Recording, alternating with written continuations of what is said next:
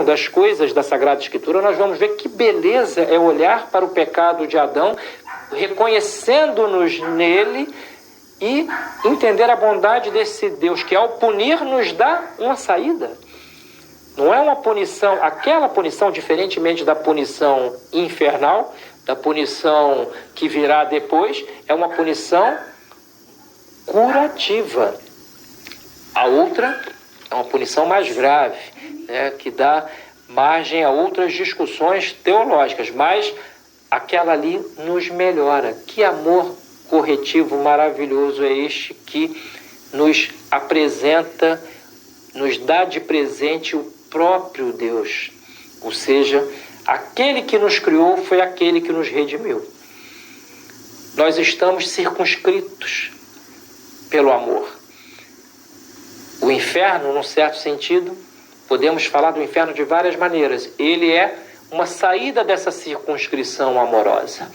Entre outras coisas, os réprobos são aqueles que vivem a remoer as suas próprias culpas lá na eternidade.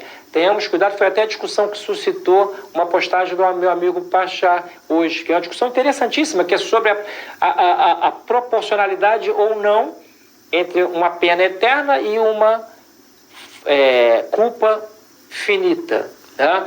Isso é uma questão que deu margem a discussões teológicas excelsíssimas. E o que Santo Tomás nos diz é que, na verdade, diz no próprio compêndio de teologia, não tenhamos a ideia de que a eternidade é uma sucessão cronológica. Né? A eternidade ela é toda simultânea, ela se dá num ato só. E todos aqueles que são eternos por participação na eternidade divina, eles estão, digamos assim, de alguma maneira fora desta circunscrição temporal. O tempo é a medida, é a contagem do movimento segundo um antes e um depois. Isto é Aristóteles. A eternidade não. A eternidade ela é uma simultaneidade, é um instante só.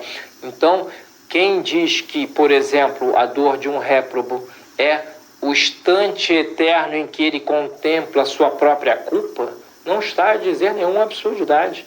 Porque aqui, lá no inferno não há neuróticos. Está aqui a Nina Rocha, a psicóloga que coordena os nossos cursos de psicologia tomista. A gente volta e meia toma esse tema, né? A neurose muitas vezes é uma maneira de a pessoa se auto-justificar. Se pensarmos em Adler, por exemplo, ele diz que o neurótico é aquele que cria uma mentira fundante da sua vida prática. Não é uma mentira qualquer. Ele erige a sua vida prática numa mentira. No inferno ninguém vai poder mentir para si mesmo. Não haverá possibilidade de neurose. Nós estaremos perante a realidade. Alguém escreveu no Facebook outro dia uma frase que não sei a quem é atribuída, sensacional. O inferno é a verdade conhecida tarde demais. Olha que coisa. Né? O inferno é a verdade conhecida tarde demais. Lá não haverá retrocesso. Então, quando nós pensamos nessas realidades espirituais, a queda nos leva à contemplação da realidade espiritual, no caso demoníaca, né? O mundo, a carne e o demônio são os nossos inimigos, grandes inimigos da nossa salvação. Então, dá-nos notícia deste mundo espiritual que, na verdade, nos apresenta o grande drama da nossa existência. É uma luta entre o bem e o mal. Toda a história humana não é outra coisa senão uma luta encarniçada entre o bem e o mal. A começar pelo bem e pelo mal que nós contemplamos em nós mesmos. Nós já, pessoas decaídas, e aqui vale dizer, a gente fala muito sobre personalidade, né? E pessoa, são termos afins, né? Eu costumo dizer que a personalidade é a pessoa quando entra em comunhão com a reta consciência das coisas. Tá? Quando o pecado nos despersonaliza, ele fragiliza a nossa consciência, diminui a nossa contemplação da realidade e, de alguma maneira, os vícios que estão implicados em todos os pecados, de alguma maneira, o pecado ele pode ser atual ou habitual, mas temos uma tendência lá radical a esses vícios por causa desta ferida na natureza. É óbvio que é uma premissa teológica. Quando nós pensamos nisto, ou nós caímos, ou nós nos prostramos humildemente, perante o Criador, ou nós erigiremos um santuário em honra ao nosso próprio ego, e esta egolatria vai não só aumentar o padrão dos nossos medos, como diz outro psicólogo tomista, aliás, um psicólogo tomista importante foi o Rudolf Allers, né? O medo continuado, ele é o reflexo da egolatria, porque o egolátrico, aquele que erige a sua vida sobre o seu próprio eu de maneira viciosa, ele quer defender-se de fantasmas reais ou imaginários a todo custo. Ele vive com medo, ele vive num estado de autodefesa psíquica, do qual muitas vezes é difícil sair. E aqui eu aproveito assim, para dizer que, por exemplo, estes cursos de psicologia que nós temos ministrado, eles, assim, eu percebi no ano passado que eles são um bem no seguinte sentido. Primeiro, para os próprios psicólogos que tratam pessoas. Eles travarem contato com o que Santo Tomás diz da alma ao travarem contato com este arcabouço teorético, eles ganham muito para poder tratar das pessoas. Porque como um psicólogo vai tratar de alguém se não sabe nem o que é a alma? Nunca ouviu uma definição de alma? Não sabe qual é a hierarquia que há entre as potências da alma?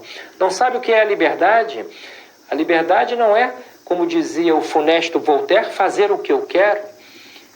Eu só sou verdadeiramente livre quando escolho o bem com os critérios da inteligência.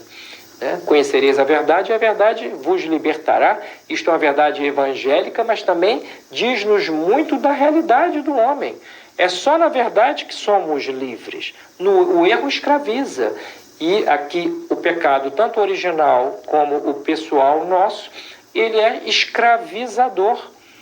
Ele coloca na nossa frente um falso tapete voador, uma promessa digamos assim, que parece trazer para nós possibilidades sublimes de ação, mas como os tapetes na realidade não voam, assim que o chão não estiver sob os nossos pés e sob o tapete, nós vamos cair feiamente.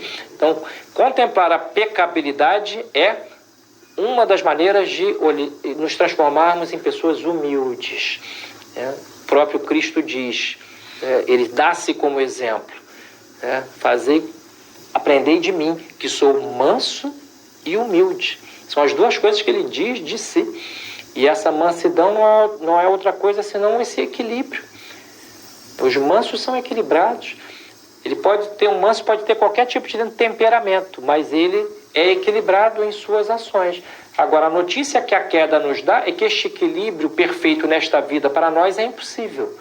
Então, todos nós temos os nossos grãozinhos de insanidade, que seria um modo de participação no pecado original. Temos um padrão de emoções desgovernadas, porque quando o superior, em qualquer ente, aquilo que é excelente, quando se corrompe, corruptio optimi, pessima est. Então, o que é pior? Corromper em nós o dedinho mindinho ou a vontade? Ser um aleijão, ser um maneta ou ser um mau caráter? Ir para o céu sem nenhum dente na boca ou para o inferno com todos os dentes na boca, novinhos?